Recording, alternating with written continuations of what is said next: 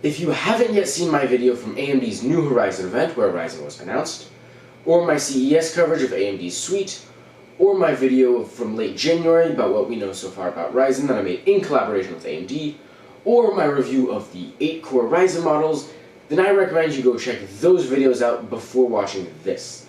A lot of information about the technology and early estimations that I will readdress in this video here are discussed in those. Here's a link to a playlist for those videos. Less than a month after that What We Know video was released, on February 22nd, the Ryzen 7 series was launched. It was very exciting for PC enthusiasts. We got 3 models announced, all 8-core 16-thread chips. First, the Ryzen 7 1700, running at 3 to 3.7 GHz for $329 US.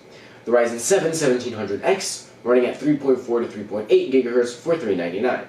The Ryzen 7 1800X, running at 3.6 to 4 GHz for $499. Pre-orders were available that very day, and I jumped to my computer and ordered the 1700X, finding it to be a good balance between price and performance, at least on paper. Although, spoiler alert, I was right about it. 82 motherboards were also supposedly available at launch, although I could only find about 20. One important thing to note that I will get back to later is that while all motherboards were technically up for pre-order, not all of them would ship on launch date. My MSI X370 Gaming Pro Carbon, for example, would not ship for another week. I still ordered it, however, because it was the best one for me at the time, and I wouldn't be able to build my system until after my SAT test on March 11th anyways. Initial reviews were pretty good, with the vast majority agreeing that while Ryzen's game performance was a bit behind Intel's current offerings, it was still the better bang for the buck, and was a near performance match in pretty much everything else besides gaming. My personal test, which again you can go see up here, told me that it was about the same performance as the $1,000 Core i7 5960X when it came to video editing tasks, except the Ryzen chip was less than half the price. After almost 2 months of using the 1700X every day as my daily driver, I can confirm its impressive performance. I have been able to easily edit complex 4K videos without having to transcode to lower resolution or bit rates. Straight 100 megabits per second Ultra HD video from my Panasonic G7 with green screen and Lumetri effects, easy as pie. Virtual machines also ran very smoothly thanks to having more full cores being allocated to them. While, yes, Intel's 8 cores are generally more powerful, that increase in performance is only marginal. Like 1 less minute of exporting 4K videos, maybe worth up to maybe $50 extra, but not $500 to $700 extra. And in fact, BIOS and software updates have made Ryzen even better. The vast majority of concerns that arose around release are now gone, and the gap in gaming performance is also almost gone, down to only a few frames in most games. On April 11th, a little over a month later, Ryzen 5 was released. This series had quad and 6-core models in its lineup. We got the Ryzen 5 1400 with 4 cores and 8 threads, clocked at 3.2 to 3.4 GHz for $169. The Ryzen 5 1500X with 4 cores and 8 threads, clocked at 3.5 to 3.7 GHz for $189. The Ryzen 5 1600 with 6 cores and 12 threads, clocked at 3.2 to 3.6 GHz for $219. The Ryzen 5 1600X with 6 cores and 12 threads, clocked at 3.6 to 4 GHz for $249. While again, gaming performance lacked a little behind Intel's equivalent processors, pretty much every single reviewer agreed that Ryzen 5 was the best for gamers and people on a budget, while Ryzen 7 was a better buy for enthusiasts and workstations, both recommended over Intel. When price is considered, Intel's minimal benefits disappeared. Success for AMD. Now, there were, however, some concerns, especially at the launch of Ryzen 7, which I hope to address in this video right now. First was memory. Memory compatibility on Ryzen was a little picky, in the beginning, although it has improved. The problem is that compatibility updates came later in BIOS updates, and most motherboards came with the BIOS that came out at launch. So, one thing you can do to ensure compatibility is to buy a newer motherboard. The second issue was gaming. However, updates have come out to fix this issue for the most part. It still does, yes, lag a bit behind Intel in gaming, but only by a smaller margin now. The difference between 140 and 144 frames is not something you're really going to notice.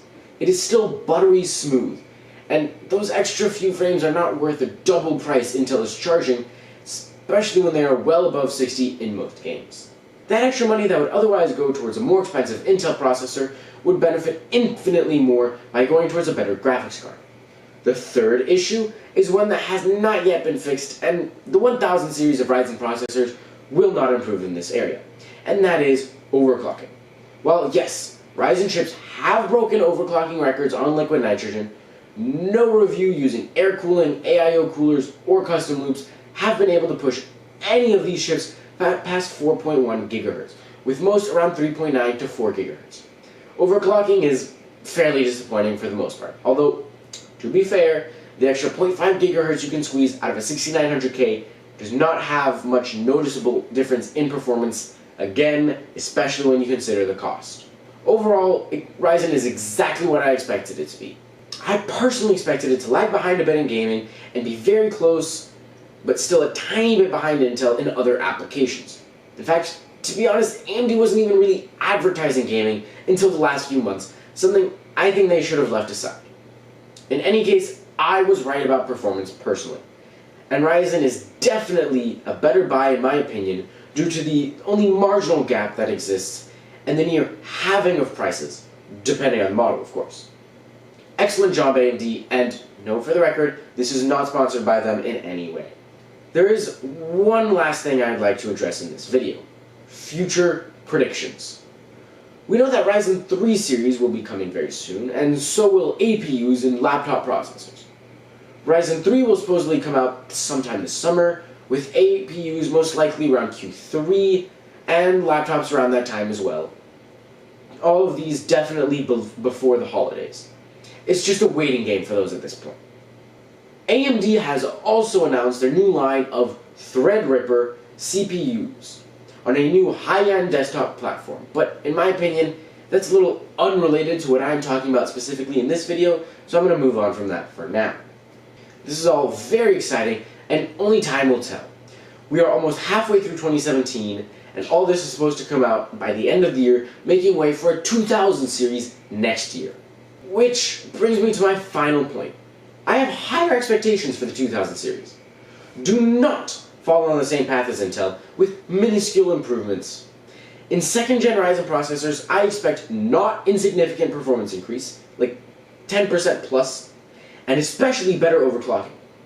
Second-gen Ryzen should fix the overclocking issues people are having now with first-gen, and in terms of performance, I expect it to flat out beat 6th-gen Broadwell E series and be at very least on par with Skylake X. AMD has already confirmed that Zen 2 will be on the 7nm node, so these improvements in clock speeds and overclocking should be easily feasible and could actually surpass Intel in terms of technology. No excuses this time around AMD, but for now, let's just be excited that AMD has delivered such an incredible product at an affordable price, exactly like they promised, finally bringing competition to the desktop market and soon to the rest of the CPU industry. That's all for this video. If you liked it, don't forget to leave a like and subscribe to see more videos like this. I definitely have more videos coming on Ryzen, don't worry about that. And if you have something you'd like to say about issues you've had with Ryzen, about great experiences you've had with Ryzen, anything like that, leave it in the comments below. You can also find a written review of this video on my website, solidstateblog.com. And last but not least, don't forget to follow me on Twitter, @SolidStateTweet, for all the first updates on everything that's going on. Well, I guess that's it for this video, and as always, I will see you guys in the next one.